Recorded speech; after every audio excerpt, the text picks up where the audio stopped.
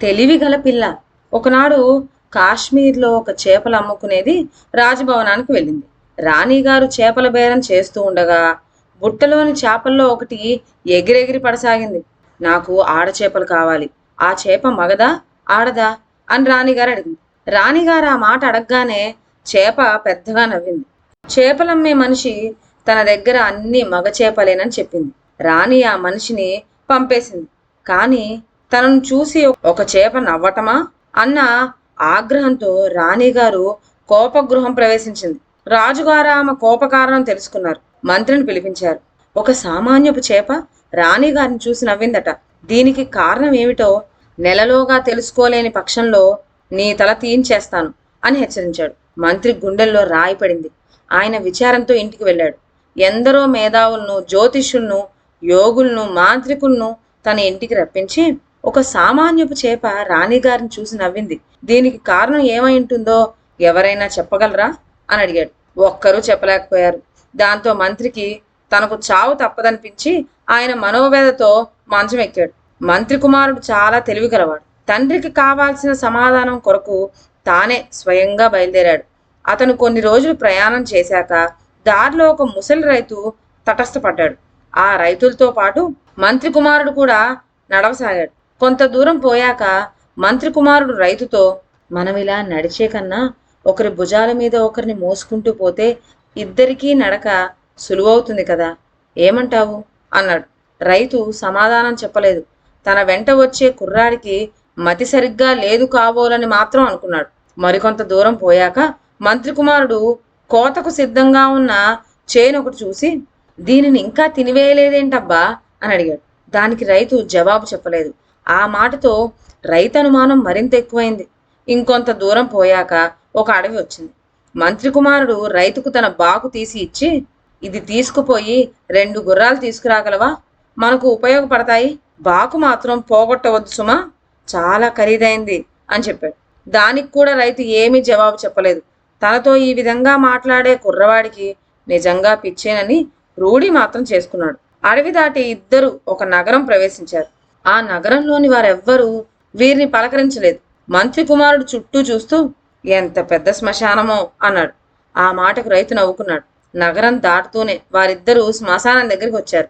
శ్మశానంలో శవదహనం జరుగుతోంది. చచ్చిపోయిన వాడి బంధువులు వచ్చే పోయే వారికి ఏవేవో తినుబండారాలు ఇస్తూ ఉన్నారు. వీరిద్దరికి కూడా ఇచ్చారు. 2 అడుగులు వేసి మంత్రి కుమారుడు చుట్టూ కలియజూసి, ఇదెంత దివ్యమైన నగరమో అన్నాడు. కొద్ది దూరంలో వాగు ఒకటి అడ్డొచ్చింది.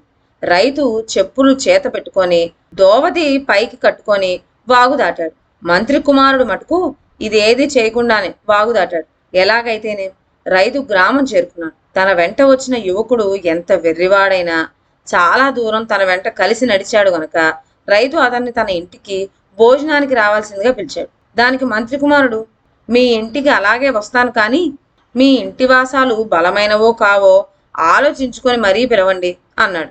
ఈ పిచ్చివాడితోటి మాట్లాడటమే తప్పు అనుకొని రైతు తానొక్కడే ఇంటికి వెళ్ళాడు. తన భార్యకు, బిడ్డలకు తన వెంట వచ్చిన పిచ్చి కుర్రవాని గురించిన సంగతి వివరంగా చెప్పాడు.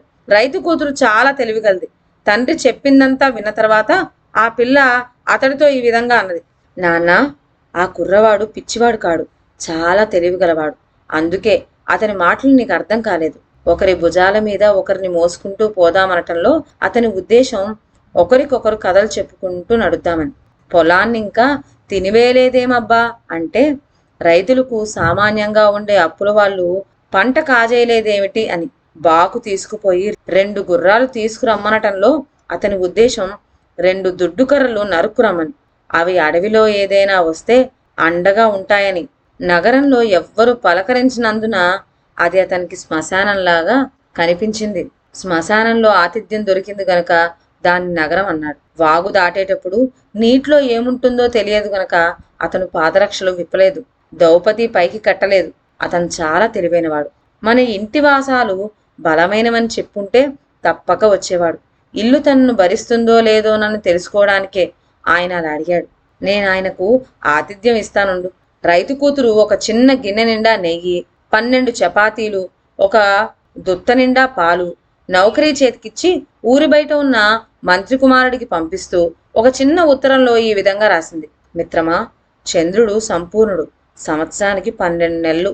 సముద్రుడు చెలియలి కట్టను దాట యాత్నిస్తున్నాడు. రైతు కూతురిచ్చిన వస్తువులను నౌకరు మంత్రి కుమారుడి వద్దకు తీసుకుపోతూ ఉండగా నౌకరి కొడుకు దారిలో తటస్థపడ్డాడు. తండ్రి వద్ద మారాన్ చేసి కొంత పదార్థం కాజేశాడు. నౌకరు మిగిలిన వాటిని తీసుకుపోయి మంత్రి కుమారుడికి ఇచ్చాడు.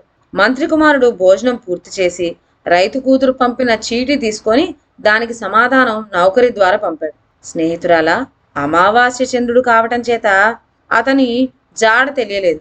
ఏడాదికి 11 మాసాలేనని నాకు తోస్తోంది. సముద్రంలో నీరు సగానికే తీసి ఉంది. ఈ సమాధానం వినగానే రైతు కూతురు నౌకరుతో, నేనిచ్చిన నెయ్యి, ఒక చపాతి, సగం పాలు ఏం చేశావు అని అడిగింది. దొంగతనం బయటపడింది.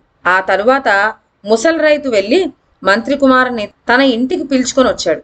మంత్రి కుమారుడు రైతు కూతురు చాలాసేపు మాట్లాడుకున్నారు. చివరకు మంత్రి కుమారుడు రైతు కూతురుతో రాణిగారిని చూసి చేప నవ్విన వృత్తాంతం పోసగుచ్చినట్లు చెప్పి, ఆ చేప అలా నవ్వటానికి కారణం ఏమై ఉంటుంది అని అడిగాడు. రాణిగారి అంతఃపురంలో ఎవరికీ తెలియకుండా ఒక పురుషుడు నివసిస్తూ ఉండాలి అన్నది రైతు కూతురు. మంత్రి కుమారుడు ఆశ్చర్యపడి, ఈ విషయం నిజమైతే రుజువు చేయటానికి నువ్వు తోడ్పడగలవా? నా తండ్రి ప్రాణం కాపాడిన దానివవుతావు అన్నాడు. సరేనని రైతు కూతురు మంత్రి కుమారుడు వెంట బయలుదేరింది. ఇద్దరు ఇంటికి తిరిగి వచ్చారు. రైతు కూతురు చెప్పిన మాటలు విని మంత్రి సంతోషించి రాజుతో చెప్పి నవ్వుకు గల కారణం చెప్పేశాడు. దీనికి రుజువు అని అడిగాడు రాజు. రాజునగర్లో ఒక వెడల్పైన కందకం తవ్వించండి, దాని మీదుగా రాణిగారి పరిచారకులను దూకమని శాసించండి అని సలహా ఇచ్చింది రైతు కూతురు. ఆ ప్రకారంగానే కందకం తవ్వి రాణిగారి దాసులందరినీ దూకమన్నారు. ఎవ్వరు దూకలేకపోయారు. ఒక్కత్తి మాత్రం ధైర్యంగా ముందుకు వచ్చి దూకింది. ఆ మనిషి స్త్రీ కాదు, పరీక్షించండి అన్నది రైతు కూతురు. ఆమె చెప్పినట్టే రుజువైంది. ఆ మనిషి స్త్రీ కాదు, స్త్రీ వేషంలో అంతఃపురంలో ప్రవేశించిన పురుషుడు. మోసాన్ని బయటపెట్టినందుకు రాణిగారు చాలా సంతోషించింది. ఆ పురుషుణ్ణి తగిన విధంగా శిక్షించారు. రాజుగారు మంత్రికి గొప్ప బహుమతి ఇచ్చి మంత్రి కుమారుడికి రైతు కూతురుకు వైభవంగా వివాహం జరిపించారు. ఇదండి వాటి కథ. మరొక మంచి కథతో నెక్స్ట్ వీడియోలో కలుద్దాం. అంతవరకు సెలవు. నా ఛానల్లోని కథలు మీకు నచ్చినట్లయితే నా ఛానల్ను లైక్ చేసి సబ్స్క్రైబ్ చేయండి. షేర్ చేయడం మర్చిపోవద్దు. కొత్త కథల నోటిఫికేషన్ కోసం బెల్ ఐకాన్ ప్రెస్ చేయండి. Thank you.